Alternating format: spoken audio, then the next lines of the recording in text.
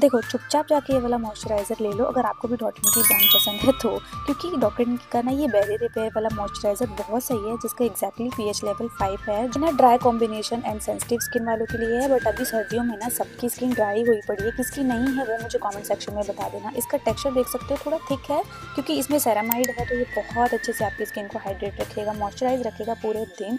मैंने ऑलरेडी इसका ये ख़त्म कर दिया है, तभी आपको रिकमेंड भी कर रही हूँ। और अभी फ़िलहाल ना मैं यही लाइक यूज़ कर रही हूँ कुछ दिनों से। और अब इसको एएम पीएम रूटीन में इंक्लूड करो and you can exactly see the difference. बहुत अच्छे से आपके फेस को सॉफ्ट कर देगा, स्मूथ कर देगा। तो इस सर्दियाँ ना, इस विंटर ये वाला मॉइस्चराइज़र डेफिनेटली ट्राई करो।